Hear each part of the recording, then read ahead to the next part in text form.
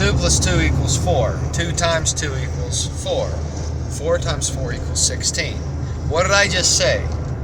What I just said is a gestalt of information that took a long time for mankind to properly codify so that it could be expressed so simply and directly. A 2 is an integer. It wasn't called a 2 always by mankind. Other words that meant the same thing applied to the same numerical relationship. Numbers, as we understand them, are essentially labels for aspects of reality that exist regardless of the labels that describe them. You could call a 2 a glove fork. A glove fork times a glove fork is a glab fork. Maybe that means 4, I don't know. But it's the same numerical relationship. These quantities are expressed by words that are placeholders. Now, to explain all that, you see how long it took. Isn't it much easier to say 2 times 2 is 4, 2 plus 2 is 4? It's one of those weird intersecting relationships. It's very easy to say that, isn't it? To explain the why behind it actually requires going back thousands of years in human history. There's runes, I believe they're Celtic, which you can express 9,000 with one character because different aspects added to that character delineate between other characters, and so it's more efficient to write. It looks like alien pigeon to us, but it shows they had a clear mathematical understanding up to very high numbers. So it's something that cultures tend to gravitate toward regardless of what it's called. These are numerical relationships, but I say again, fully understanding them requires a history lesson. And if you're going to give that history lesson, how are you going to get to algebra? If 2 plus 2 equals 4 and you have to describe what integers are and what plus, which is a quantity added to a quantity of a certain kind in a certain particular motif, is going to result in a certain quantity. Sometimes different ways of expressing that quantity may result in the same quantity, though if different integers are plugged into the equation, you're going to get an altogether different quantity. See how difficult that is? Now imagine doing that and then going on to algebra. I mean, half the people aren't even going to know what's going on. I mean, that's what Common Core does to kids. That's one of the reasons why nobody knows math these days, is because of that Common Core. But I digress. So why am I telling you this? Well, there are other aspects of truth in the reality we live in where it's a lot more convenient and recommendable and even effective to describe those aspects of reality without giving the full background behind each factoid. Because A, it's probably already expressed elsewhere more competently than you'd be able to. And B, to do that is to go off on so many rabbit trails of necessity for proper background that you don't end up being able to say anything. Because you're so busy choking at the gnat. You know, you can't ever get a swallow. So, now that I've said that, what am I going to say next? Well, I'm going to drop some knowledge on you that you can confirm, but there's controversy around it. And so as you go to confirm it, you're going to have to be wise. You're going to have to learn to look at every claim made by everyone in opposition and support of the issue. And you're going to have to learn where they derive that information from. So as another example, sometimes you'll see a historical fact stated about a movement or a people, or even something biological.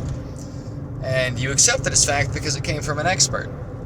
But then you look into the reason they said what they did, and you realize, okay, they don't actually know. They're making an educated guess presented as fact. Here's a great example. The tallest tree in the world.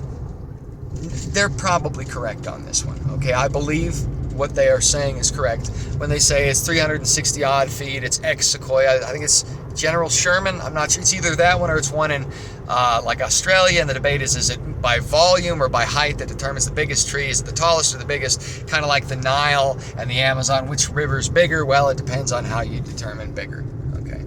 But here's the thing. Nobody has walked throughout the world, identified every tree that is, and compared it against every other tree. Here's what they can do. They can make reasonable assumptions, and they can chart anomalous data. But I find it unreasonable to expect the entirety of the Pacific Northwest and California have been properly mapped. I also find it unreasonable to expect that topographical information from satellite arrays can properly penetrate all the nooks and crannies without any error through a forest canopy. And I don't think you're going to have any heat sensors that are going to show anything either. Now, they do have some sort of seismic array that may be getting to the point where we can do that now. I mean, they've been mapping remains of cities under the Amazon jungle. So maybe this is an outmoded example.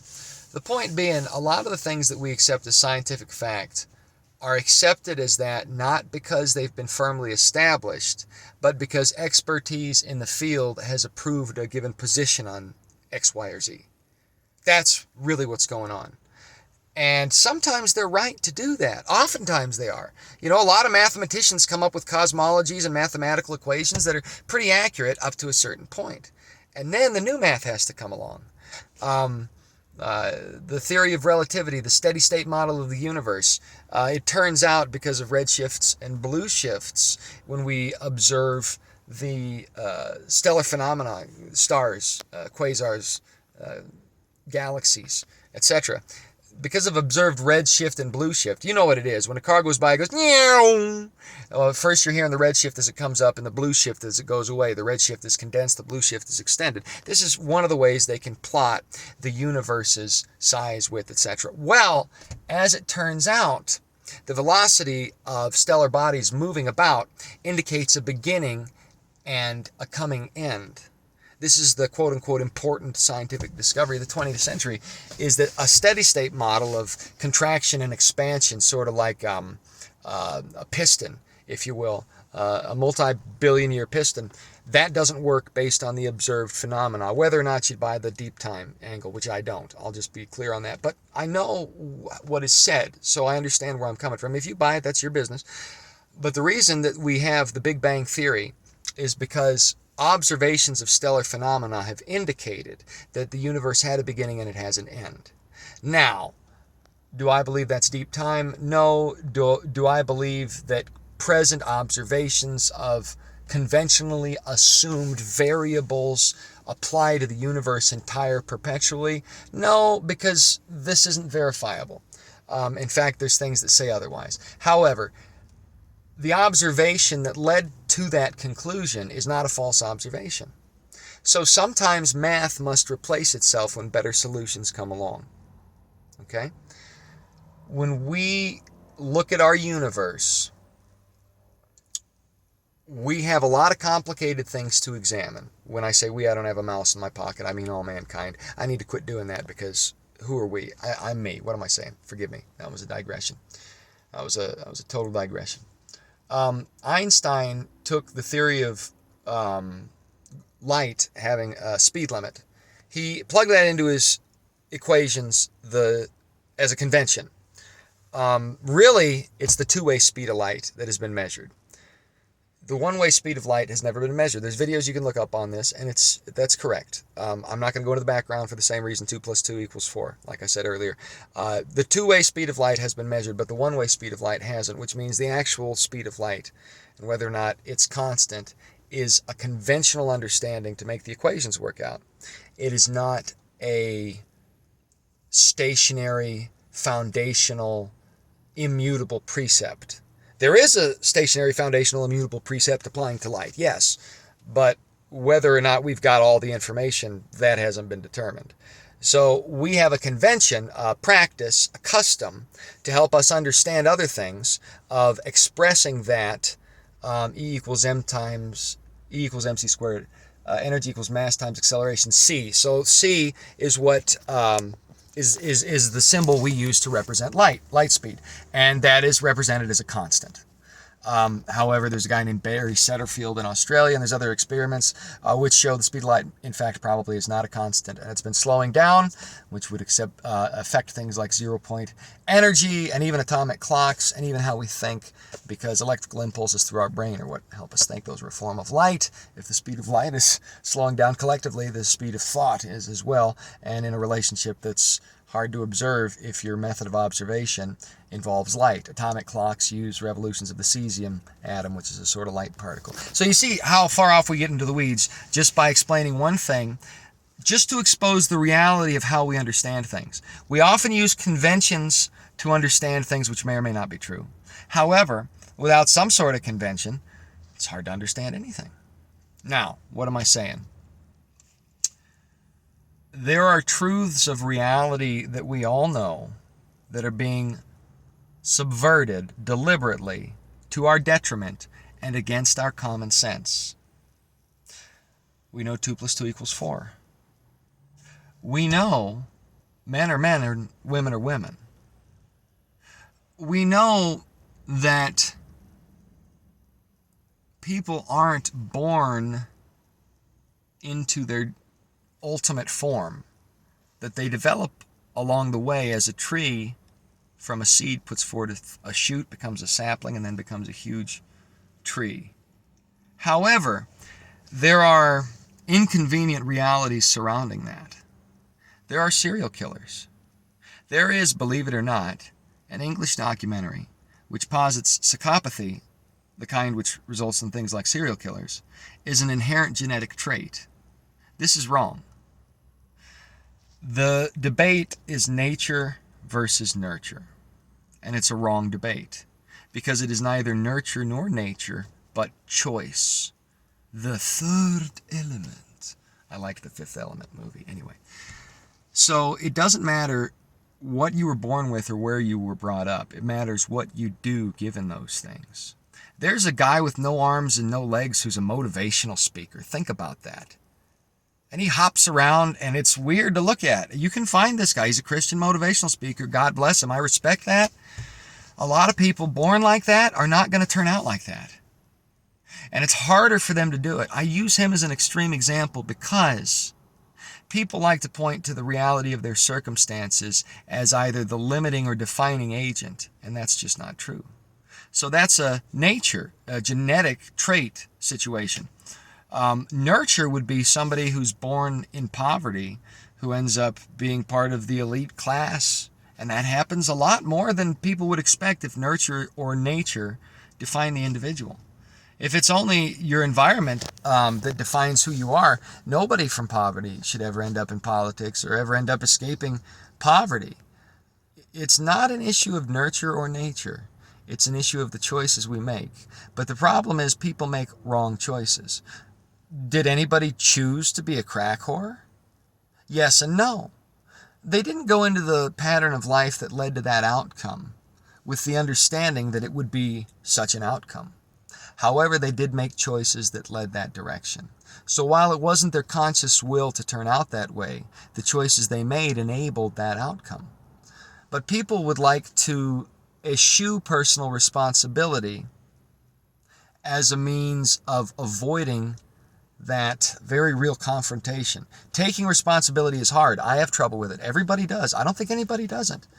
What separates the people who develop from those who don't is those who have the ability to take responsibility for their actions rather than leaning into victimhood. I learned this from Bill Watterson of Calvin and Hobbes, who made hilarious jokes about how Calvin, it's not my fault, I'm a victim. He was making the nature versus nurture arguments to get out of childish shenanigans. But we're doing that now at a social level that is, as they like to say in DEI circles, systemic. And that's a problem. It's a huge problem. Kids bopping around in elementary school don't need Ritalin or Adderall. They need a man who's a leader in the school and knows how to be a leader for that school. And the problem is, you get a bunch of ladies who went to college for 4 years, and they did some interning, they did some teacher's aide stuff, and they've got good intentions and they mean well, but they've never dealt with a classroom of young boys. And so they know how to deal with the girls. They don't know how to deal with the boys. So what happens? They send them to the nurse, and the nurse has the same perspective. And there's also this nature with ladies. Ladies do have a chip on their shoulder against men, and men have a different kind of chip toward ladies. It's battle of the sexes. Men are from Mars, women are from Venus. That's a reality of humanity, and it comes into play at the infrastructural level. And just like 2 + 2 = 4, we are fools not to realize this, acknowledge it, and calculate with it in mind, factor it into our equations in terms of social interaction. So what happens? Not all ladies do this, not all teachers do this, but I was a substitute teacher for several years, and I definitely ran into this type of person who just was not capable of running that classroom. And so what did she do? The problem kids ended up going to the nurse and getting a prescription for Adderall or Ritalin or something of that variety. That happens a lot. If I saw it, and I was only doing it for 3 years, that's 6 semesters. I mean, and I did do it in 2 liberal school, well, 1 liberal school district and 1 Weld County, which is Greeley. It's not necessarily liberal, but most school districts have that because the actual modern public school model is rooted in a sort of Prussian socialist motif, pseudo-socialist. I suppose I'd say proto is actually the proper term because it was late 1800s. But the ideas of Marx actually predated Marx. He just popularized them and for some reason became the vehicle for the zeitgeist. Anyway, point being, there are aspects of our world where an assumption about how human beings operate, an incorrect assumption, is what defines activity at the top level. And right now, this is going on in our government, especially horribly. We are seeing a level of cognitive dissonance and outright fabrication that's leading to death. I mean, we're talking wars, not just rumors of wars. Ukraine, Israel, it's happening. And we're seeing violence in the streets in the United States. And it's all blamed on nurture or nature and victimhood and race relations and class relations. The reality is it's none of those things. The reality is it's us and what we do with what we have where we are. It's making the right choice, the hard choice. And we should all admit to ourselves, I am not the best at this either, but we all dropped the ball. Nobody has not. Jesus is the only one who didn't drop the ball. He's the only one who didn't drop the ball. The rest of us have dropped the ball. Some of us are better at it than others. I've certainly got room for improvement. But right now where we're at in the country is at a juxtaposition where if we don't admit the truth and do the right thing, we may be in a situation where we have to learn the hard way. As Soviet Russia did, as Cuba did, as China still is, as North Korea still is, as many South American countries like Venezuela are. Mexico's now got a socialist president. I believe they still do. I haven't checked in on that in a minute. I have to double check on that. Point being, I say point being too much. Those things that don't work are knocking at our doors and hiding under false victimhood and privilege and DEI language. It just isn't true. Anne Hesh, quit being gay. You can too. Abortion is murder. It's wrong. Addiction is possible for everything. And it's not the substance that's the problem. It's the user's inability to moderate that substance. You can be addicted to emotion. A lot of ladies understand that better than I ever will. That's how I learned about that. Sugar. Sugar can be more deadly than some of the worst drugs because fatal addiction results in a honey boo-boo situation. Now, honey boo-boos can lose that weight too. There's the guy who was in Mallrats who couldn't see the magic picture. He's a big old fat guy. Dude's more buff than I am. Now, that must have been hard. What transformation took place? Good for him. That's hard. Anybody who's trying, God bless you. The problem is, today, there is a certain segment of the population that tells us not to try. That these mutable characteristics are in fact immutable. That things like addiction and obesity and sexual perversity, which is itself a type of addiction, are things that are part of you at the core level when they're not. We are not the sum of the decisions we've made over time. A tree is not a sapling or a seed or a shoot. It's all those things and none of them. Because the totality of the tree is its arc of existence over time. It is the same with human beings. We are not our addictions. We are not our upbringing. We are not our body. We are not our accomplishments. We are not our failures. We're all those things and none of them. We are what is produced over time in light of those things. The potter shapes the clay. That's what the Bible's saying. It's saying that we have a destiny that transcends the present moment, of which the present moment is an integral part, because in the present moment, you make the decisions that lead to the next moment, and on like dominoes. But our government right now, and those who